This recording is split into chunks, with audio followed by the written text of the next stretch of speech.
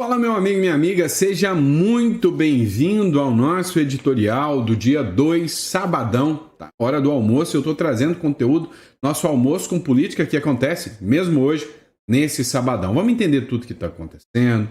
Reunião tensa entre Lula e militares, os altos comandantes do exército do presidente Lula. Teve também um novo canal aberto do Eduardo Bolsonaro em relação a denúncias contra o ministro do Supremo, Alexandre de Moraes, e vem deixando, né, ministro do Supremo Tribunal Federal com a pulga atrás da orelha, ou seja, com um alerta aí, né? Outro ponto. A Globo News já vem desmontando o discurso pró-Lula. O Lula dizia que a culpa do tarifaço era do Eduardo Bolsonaro e do malvadão do Bolsonaro. Pois é. Sempre, né? A culpa é do Bolsonaro. O Bolsonaro já não governa há 2 anos. Mas até hoje é por culpa do Bolsonaro que o Trump está impondo tarifas, né? Então, assim, o discurso não se sustenta, não está colando. E aí, a própria Globo trouxe o entrevistado e já não está conseguindo controlar mais os entrevistados. Ontem, trouxeram um jornalista que era para falar sobre a lei Magnitsky, que não é ideal aplicar a lei Magnitsky contra o Moraes, e ele até falou isso. Mas ele disse o seguinte, que ele ficou assustado, como jornalista americano, ele ficou assustado com a censura que o STF impõe aos jornalistas aqui no Brasil, que o Brasil é uma democracia muito esquisita. Ou seja, nem eles estão conseguindo controlar isso aí. Então tudo isso é pauta desse nosso editorial. Se você gosta desse conteúdo, se você está afim, né, de sempre se manter bem atualizado com todas as informações que a gente traz, então, meu amigo, você que nos acompanha, não deixe de se inscrever no canal, curtir e compartilhar todas as informações, né? E a gente faz aqui as análises jurídicas, né? Eu sou advogado, filosóficas, sou filósofo também, né? Econômicas e, enfim, geopolíticas. A gente está aqui acompanhando tudo isso para trazer sempre a melhor informação para você. Hora de informação? Vem comigo, sabadão, hora do almoço. Estou aqui para trazer informação e discutir a política do Brasil com você. Vamos para cima. O seguinte, para muitos, Eduardo Bolsonaro é um vilão que atenta contra a soberania. Essa turma a gente chama de petista ou esquerdista. Para outros, o Eduardo Bolsonaro é um herói, alguém que está lutando, está batalhando para trazer, né, de volta a liberdade, a discussão sobre a liberdade de expressão, enfrentando abusos e tiranias. Essa turma, chamados de bolsonaristas. E aí a grande questão é, de que lado você está? Né? Ou você está do lado dos bolsonaristas ou você está do lado dos petistas. Não tem outra discussão, nem meio termo, nessa questão do Eduardo Bolsonaro. Pode até ser, né? Às vezes você só é uma pessoa que leva tudo pela consciência e fala, pô, os petistas estão errados, os bolsonaristas estão certos. Agora, o Eduardo Bolsonaro, ele vem travando uma batalha, isso é fato, e a esquerda quer colocar armas poderosíssimas contra o Eduardo Bolsonaro. Só para você ter noção, o Lindbergh Farias, ele apresentou um projeto de lei agora. Ele quer colocar a cadeia de 40 anos de prisão para quem atentar contra a soberania nacional. E aí o grande problema é crime de traição à pátria. Quem vai definir o que é isso, né? Mas enfim, o Eduardo Bolsonaro acabou de anunciar que foi aberto um novo canal de denúncias contra o ministro do Supremo, Alexandre de Moraes. Matéria do Metrópolis Política, bolsonaristas lançam site para receber denúncias contra Alexandre de Moraes. Segundo essa matéria do Metrópolis, o deputado Eduardo Bolsonaro, né, divulgou na sua própria conta, dentro do X, na madrugada do sábado, o site chamado Dossiê Moraes, a memória de todos os abusos do ministro para receber denúncias contra o magistrado Alexandre de Moraes do Supremo Tribunal Federal. Ele escreveu o seguinte, né, ao fazer a publicação. Não somos 213 milhões de pequenos tiranos, mas podemos ser 213 milhões a expor os abusos de Moraes. Posso contar com a sua ajuda para compartilhar? Escreveu o filho do ex-presidente Jair Bolsonaro em sua rede social. A referência é uma fala da ministra Carmen Lúcia, que a gente acompanhou, dizendo que quem hoje tem uma rede social, você que tem uma rede social, provavelmente tem, senão você não estava me assistindo. Para você que tem uma rede social, para você que acompanha, né, as redes sociais, você é um tirano, um malvadão da carochinha.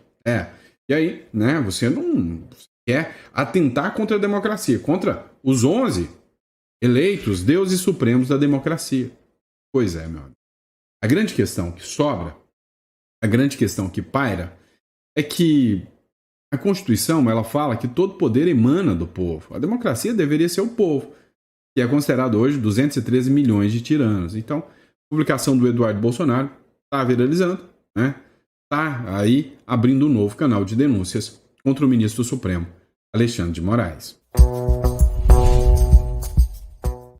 Vamos lá, outro ponto que a gente precisa discutir são os impactos, né, que as sanções Magnitsky, que o Eduardo Bolsonaro brigou muito para chegar, né, tiveram aí, vamos dizer assim, de impacto. Dá uma olhada na matéria da Folha de São Paulo. O Lindbergh, de novo o Lindbergh Farias, entrou com ação no STF, aquilo que eu chamei de presente de grego, tá? Só pedindo aí, ó, gente, assina quem aí quer receber a Magnitsky, assina aí falando que ela não vale para vocês e para o Moraes. Tá, quem assinar vai ser sancionado. Afinal, o STF aqui não tem jurisdição lá nos Estados Unidos. A Magnitsky vai acontecer da mesma forma. O STF não deve obrigar bancos a desprezarem sanções contra o ministro Alexandre de Moraes. A maioria dos magistrados acredita que a medida colocaria instituições em risco e que o melhor é esperar para ver o alcance dessas medidas contra os ministros do Supremo. Sentiram. É óbvio que sentiram. No entendimento da maioria dos magistrados, no entanto, uma decisão do STF empurraria os bancos para uma situação de risco. O governo Trump poderia escolher qualquer um deles, de forma aleatória, para sancionar, inclusive com pesadas multas. Ué, não é isso que o Alexandre de Moraes fazia? X com Twitter. E é isso, eles sabem que o Trump vai responder na mesma moeda. O Vinícius Carrinho escreveu o seguinte aqui, ó. Parece que entenderam as consequências devastadoras de um descumprimento da Magnitsky. Menos mal. Seria o caos total e o aniquilamento do setor financeiro brasileiro, né?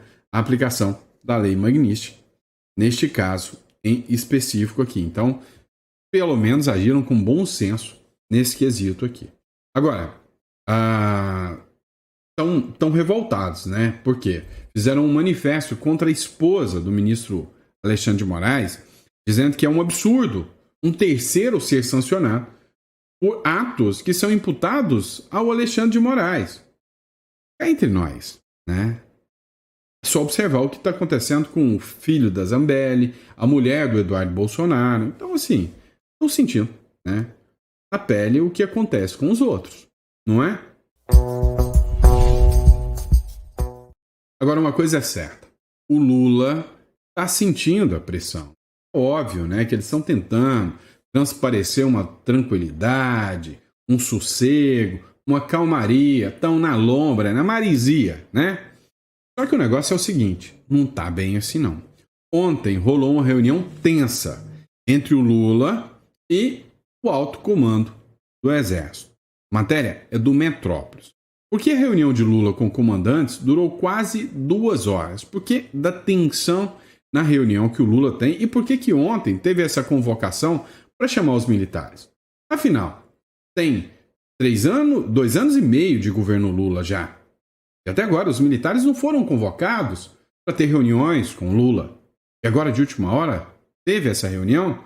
O que é que está rolando? Pois é, a reunião do Lula era para durar só 30 minutos, segundo a matéria do Metrópole. Estava lá o ministro da Defesa, que é o José Múcio, e disse que, e não sei como não tiraram ainda, disse que 8 de janeiro é uma aberração jurídica. Disse que o governo Lula, né, deveria ter agido de outra forma e que aquilo não é golpe de Estado. Estava lá também os comandantes das 3 forças armadas. Marinha, Exército e Aeronáutica. O motivo da longa reunião, né? O Igor Gadelha teve uma entrevista, inclusive, com um dos militares, e ele disse o seguinte: ó, muitos assuntos foram discutidos, né? Nessa hora, os militares aproveitaram para pressionar falta de din-din, falta grana, falta dinheiro, cuscuz, grana, faz-me rir. Não tinha. Então, aproveitaram para pressionar por mais dinheiro, porque mais do que nunca o Lula agora vai precisar dos militares. Deve ter muito meio-fio para ser pintado. Então, pediu, né, apoio, suporte a esses militares, para que os militares pediram apoio, né, para mais dinheiro. Discutiram sobre os problemas do orçamento, que os militares estão faltando dinheiro até para o avião da FAB, que o Brasil está quebrando, né? A equipe econômica publicou um decreto tirando, né, descongelando 20 bilhões do orçamento da União, sendo que 1,92 era do Ministério da Defesa. O Lula já começou a liberar uma graninha para eles. E aí, nessa reunião, participou o Tomás Paiva, o almirante, né, Tomás Paiva, que é do Exército, o almirante Marcos Olsen, da Marinha, né, e da Aeronáutica, o brigadeiro do ar, Marcelo Damasceno. Tá? E aí, foi o momento perfeito que os comandantes, né, vendo tudo que está acontecendo no Brasil, aproveitaram para pressionar por mais um pouquinho de grana para as Forças Armadas. Que representa ainda ou não? Coloca no comentário só para a gente saber. Vamos lá.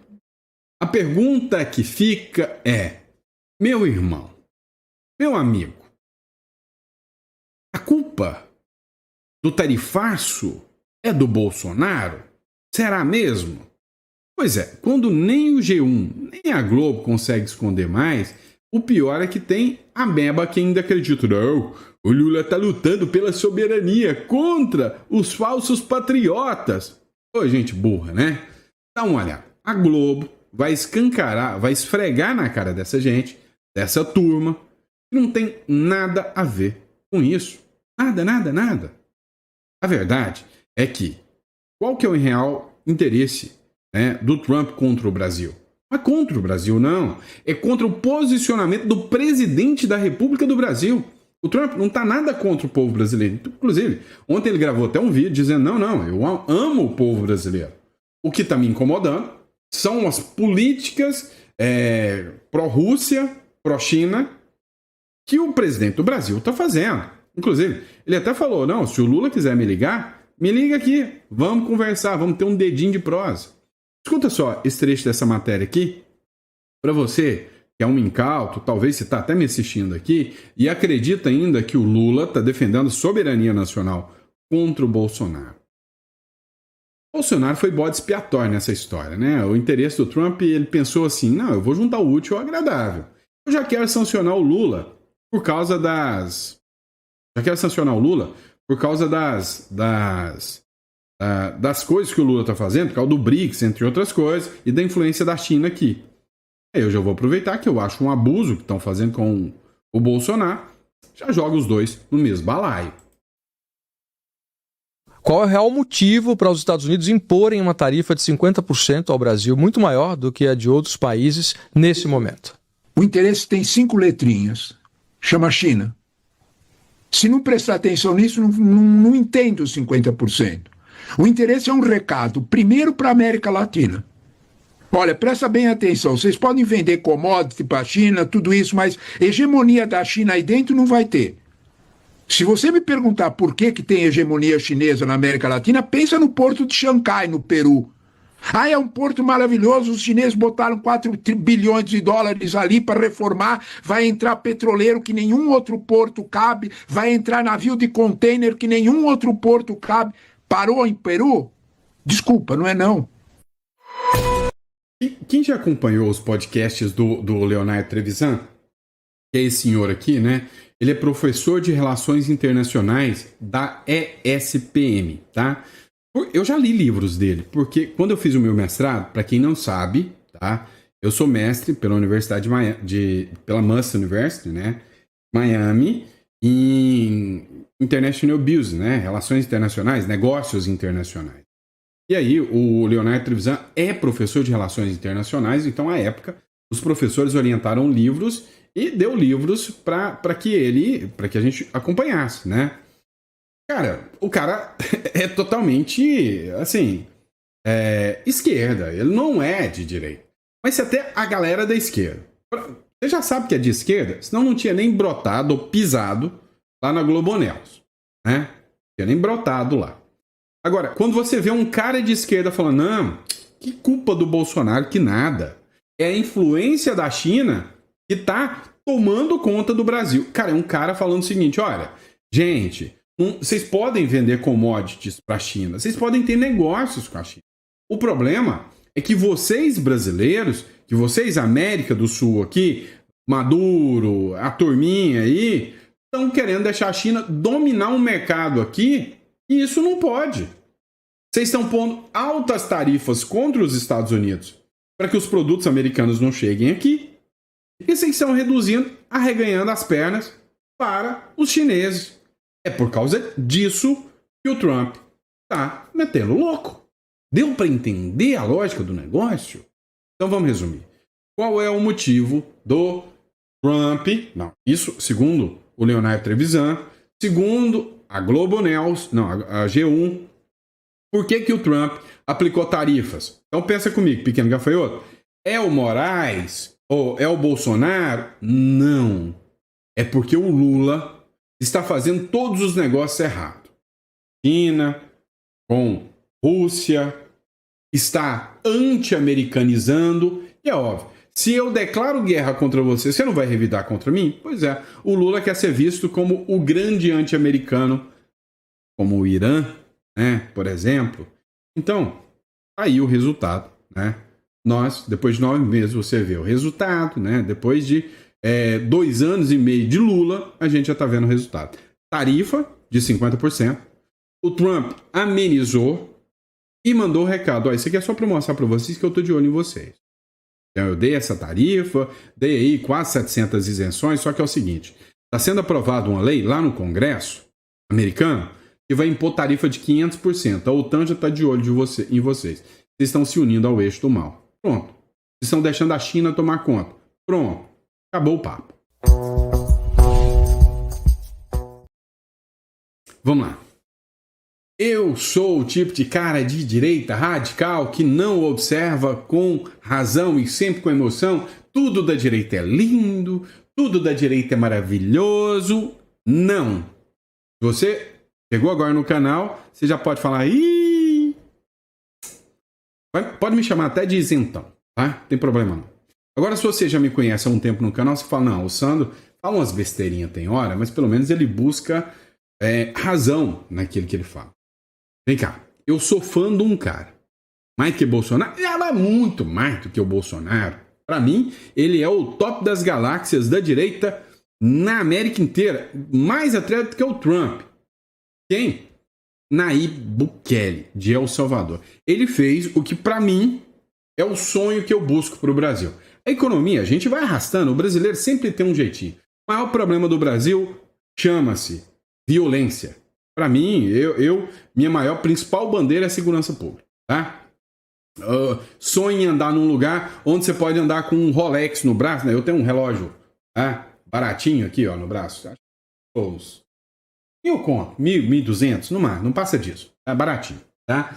E aí eu tenho um relógio desse e quero andar com ele no pulso, sem medo de ser assaltado. O Bukele entregou isso. Ele pegou um país dominado pelas gangues, um país com a corrupção em níveis estratosféricos, principalmente pelo judiciário de El Salvador, e limpou e se tornou o cara, né?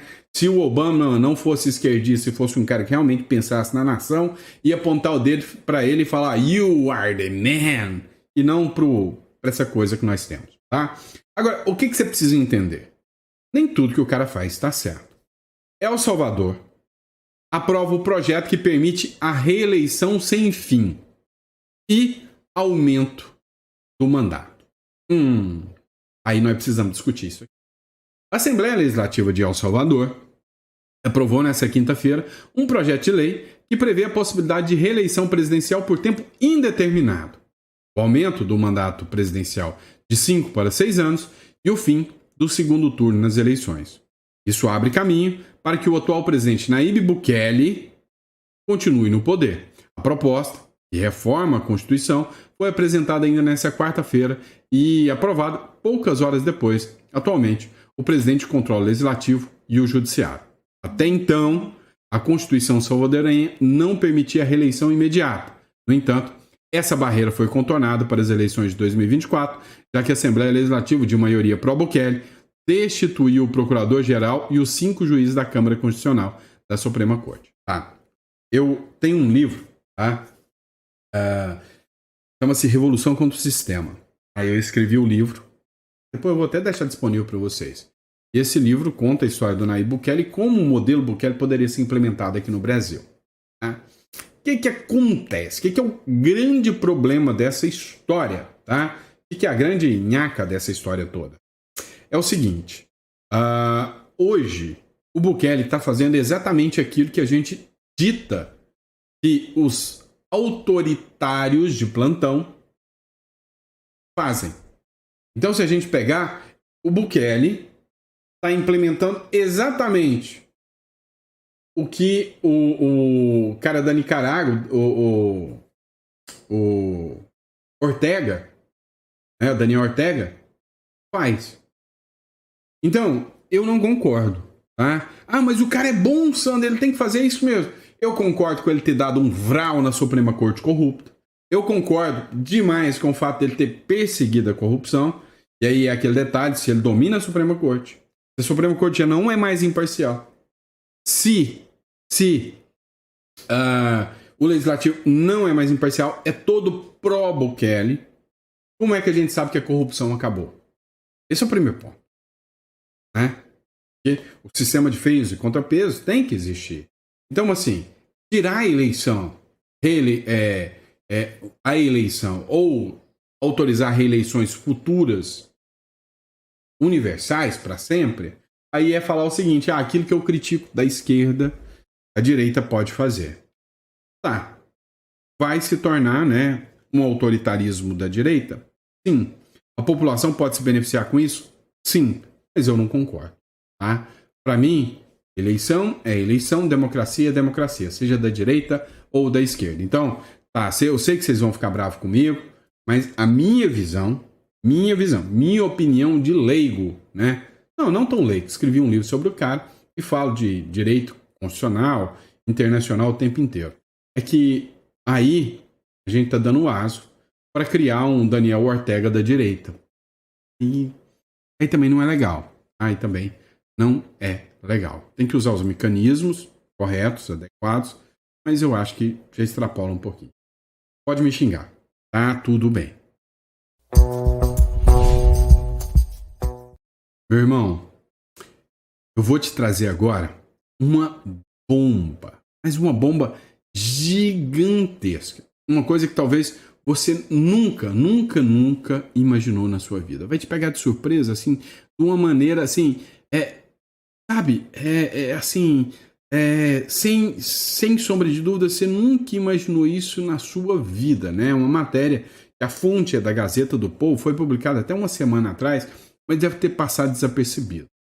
E aí, hora que eu ler, né, essa matéria, você finge cara de surpresa. Bom, olha isso. Resolveram fazer um estudo.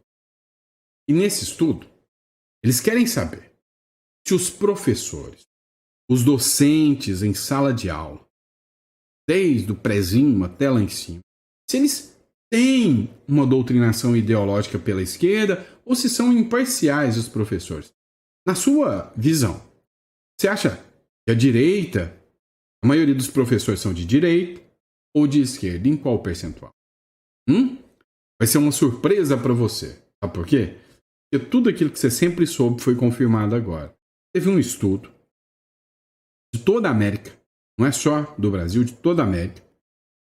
E aí ficou claro e evidente que a forma que a esquerda utilizou-se para dominar o discurso, dominar todo o discurso, foi tomando conta das escolas. 85% dos professores são de esquerda. Sobra o quê? 15%? Né? 15% de professores são neutros, centrão e sem partido. E vamos pôr 10%? Não, nem direita nem esquerda. 5% de direita, no máximo. Deu para você entender o porquê a esquerda dominou tanto assim o discurso por tanto tempo? Saiu um estudo, essa semana, foi divulgado na Gazeta do Povo e em vários outros jornais, que a pessoa tem uma tendência muito grande de ser de esquerda enquanto é jovem. É óbvio que é por causa disso, dos professores. Né? Os professores são exemplos dos alunos, ou deveriam ser. Então, os professores, os teacher, né? Os teacher, né? Os professorizinhos, né? Que adoram um iPhone, mas se dizem de esquerda, porque a grande maioria ganha o quê? Ganha dinheiro público. Porque os professores de escolas particulares ou de cursinhos tendem a ser menos left people, tá? Esses caras, quando são mais jovens, né? Nós, mais jovens, a tendência é ser mais revolucionário, é comprar o discurso dos professores. Com o passar do tempo e com a vinda das responsabilidades, tende a sair da esquerda e, ao assumir responsabilidades, vir para a direita. Isso é um estudo, né? Que cerca de 70% migra da esquerda. Os jovens, 60%, 70% são de esquerda e, ao crescer, casar e adquirir família e ter filhos, migram para a direita depois. Hoje eu falo sem medo nenhum, tem 70% de direita no Brasil, tá? Porque o pessoal está envelhecendo. O contraponto aí é com os mais jovens, né? Mas tem mais gente de direita. Então, assim, hoje o domínio, a dominância da esquerda é por causa dos professores. Resumo aqui para vocês. Se um presidente assumir e ele quiser realmente resolver o problema do país, é uma reforma da Constituição. E na reforma da Constituição, tudo começa do zero. Eu posso despedir todos os professores na hora, rural. Eu tenho um poder constitucional originário. No originário eu começo do zero. Um dia, mudar a Constituição ou mudar as regras, onde os professores têm que passar por toda uma repaginada. Quem é de direita faz uma tendência forte a influenciar, né, as pessoas de direita a buscar serem docentes, serem filósofos. Eu sou formado em filosofia, né? E sou de direita. Sou uma peça rara, uma exceção. Eu sou formado em direito. Tudo esquerdista. Ou raça para ter gente de esquerda é o tal do advogado, né? Tudo adora defender uma vítima da sociedade. Então, seria começar com a nova estruturação para, num longo prazo, né, ser balanceado. A esquerda descobriu como dominar todo o discurso, utilizando professores. Né? Vamos pegar um vídeo do Serrão aqui sobre o Eduardo Tagliaferro. Vamos escutar. É o seguinte, o Serrão, né, ele fez um vídeo. Nesse vídeo lá da revista Oeste, né, o Serrão discutiu, né, a participação do Eduardo Tagliaferro. O Eduardo Tagliaferro era o assessor do ministro Alexandre de Moraes. Ele que tomava conta, ele era o chefe do setor de desinformação, né, ou seja, perseguia os opositores políticos e mandava todo mundo para o inquérito das fake news. Bom, e aí o que acontece? O Eduardo Tagliaferro teve um dia, ele entrou num conflito, não lembro o que é, se foi briga familiar, não sei, e acabou sendo preso. Segundo ele, a polícia civil pegou o celular dele, pegou todas aquelas informações, fez um backup e jogou isso para a imprensa e descobriu-se, né, que havia um direcionamento de quem seria perseguido pelo Supremo Tribunal Federal, o que é um assinte contra a democracia. E aí agora, né, ele fugiu para a Itália, o Tagliaferro, virou alvo do ministro Alexandre de Moraes, está no inquérito das fake news, fugiu para a Itália e disse que vai fazer todas as denúncias sobre como funcionava, né, o direcionamento de investigações por parte do ministro Alexandre de Moraes. Olha o que o Serrão falou sobre isso. Essa criatividade que Tagliaferro está revelando agora deixa claro o quanto a eleição passada acabou sendo uma eleição espúria do ponto de vista democrático. Porque uma eleição tem que ser livre. Uma eleição não pode ser realizada sob censura. E nós tivemos censura nessa eleição passada e retrasada. A eleição presidencial que eles referem, quando ele era assessor especial de combate à desinformação do Tribunal Superior Eleitoral sobre a presidência do ministro Alexandre de Moraes, ali nós tivemos uma eleição sob exceção, com o comando, com a atuação também da ministra Carmen Lúcia, que adotou medidas de exceção nessa eleição. Também tivemos uma eleição fora do padrão da normalidade que se espera numa democracia. Então, Tagliaferro tem muito a declarar e espero que ele declare, revele a verdade. Da mesma forma como aqueles funcionários da norte-americana USAID, ou USAID, que fizeram uma parceria muito estranha com o Tribunal Superior Eleitoral para produzir um manual, o livro que define o que seria desinformação para ser atuada, autuada e combatida pelo time do Eduardo Tagliaferro. E essa criatura... Pois é, né? Situação tensa. E é isso, pessoal. Obrigado pela confiança, pela credibilidade. A gente volta no nosso chá da tarde, tá? Não sei se vai ter jantar hoje, não. Não sei se eu consigo fazer os 4 vídeos, mas no nosso chá da tarde a gente tá aqui para bater mais um papo com vocês. Grande abraço, vejo vocês no próximo editorial.